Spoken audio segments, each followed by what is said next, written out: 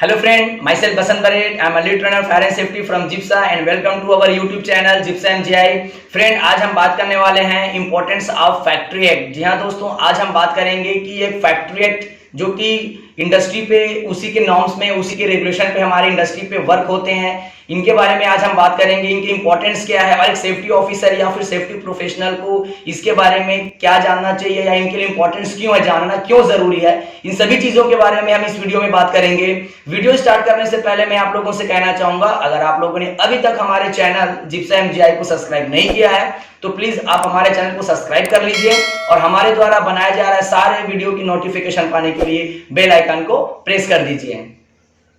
Friend आज हम बात करने वाले हैं फैक्ट्री एक्ट के बारे में। तो आज हम जानेंगे कि ये फैक्ट्री एक्ट क्या है और एक इंडस्ट्री पे जो भी हमारे सेफ्टी प्रोफेशनल या सेफ्टी ऑफिसर सेफ्टी इंजीनियर होते हैं उनके लिए फैक्ट्री एक्ट को जानना कितना इंपॉर्टेंट है, इसके वैल्यू, इनके इंपॉर्टेंट, इन सभी चीजों के बारे में हम जानेंगे।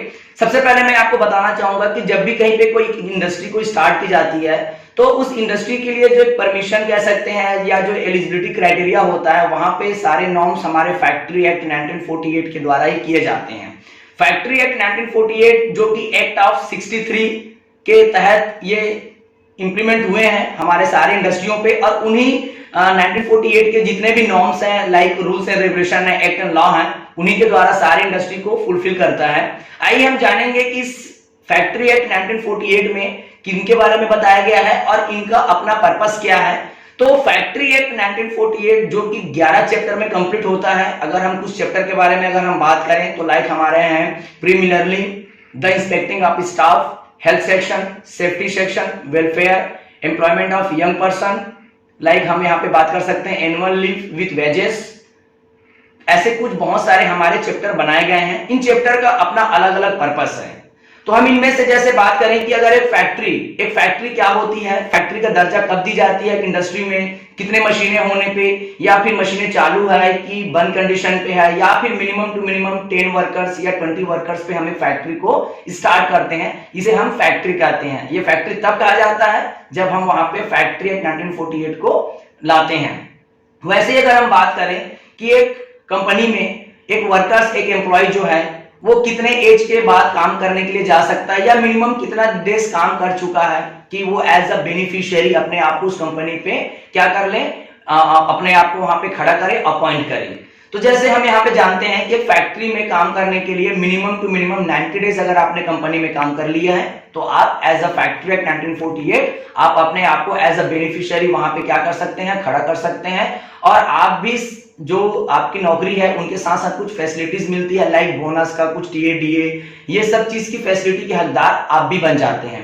तो ऐसे बहुत सारे नॉर्म्स हैं या कह सकते हैं कुछ नियम हैं जो हमारे इसी फैक्ट्री एक्ट में दिए हुए हैं। तो इन सभी चीजों के बारे में, इन सभी नॉर्म्स के बारे में हमारे सेफ्टी ऑफिसर या फिर हमारे जितने भी सेफ्टी प्रोफेशनल हैं या फिर कह सकते हैं कि अगर आपकी प्लानिंग है हमारे सेफ्टी प्रोफेशनल लाइन पे आने का तो आपको इनके बारे में जानकारी होनी चाहिए। आगे हम बात करेंगे लाइक हमारे हेल्थ सेक्शन के बारे में। हेल्थ सेक्शन में जो स्वास्थ्य के प्रति हमारी कुछ ड्यूटी होती है, बीइंग अ सेफ्टी ऑफिसर हमारी यह ड्यूटी हो जाती है कि जितने भी वर्कर्स एम्प्लॉय हमारे इंडस्ट्री में काम कर रहे हैं उनके हेल्थ को ध्यान पे रखें, लाइक उनके काम के दौरान को कोई भी हेल्थ से रिलेटेड कोई भी डिसीज या इलनेस की प्रॉब्लम ना हो।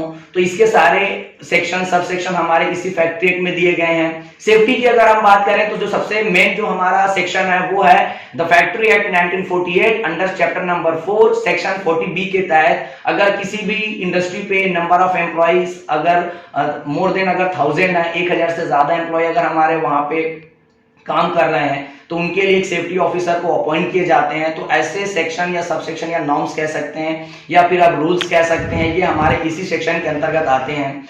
तो ऐसे हमारे यहाँ पे भी हमें देखने को मिलेगा लाइक हमारे वेलफेयर, लाइक हमारे कल्याणकारी सुविधाएं जो हमारे बोनस या कंपनसेशन एक्सीडेंट इंसिडेंट कंडीशन पे, तो ये सारी चीजों के बारे में आपको पता चलता है। लाइक एक एम्प्लॉय सुबह कितने बजे ड्यूटी आएगा, शाम को कितने बजे घर जाएगा, अगर वो फीमेल वर्कर है तो उनका टाइम क्या होगा, अगर वो मेल वर्कर है तो उनका वर्किंग कंडीशन क्या होगा।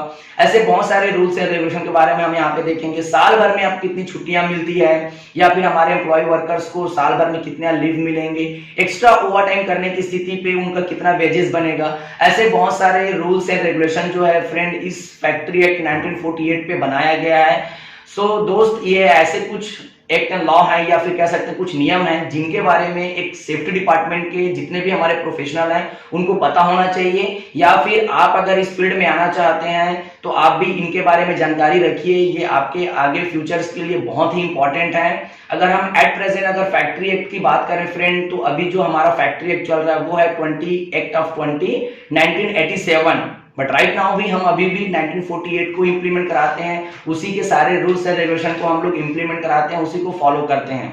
तो फ्रेंड आज हमने जाना कि इंपॉर्टेंस ऑफ फैक्ट्री एक्ट क्या है, इसके बारे में आपको सारे सेक्शन सब सेक्शन आपको पता होना चाहिए। अगर आप एक सक्सेसफुल सेफ्टी ऑफिसर या फिर कह सकते हैं कि आप हमारे HSC डिपार्टमेंट में, EHS डिपार्टमेंट में अगर आप वर्क करना चाहते हैं, आपको हमारे इस फैक्ट्री एक्ट के बारे में पता होना चाहिए।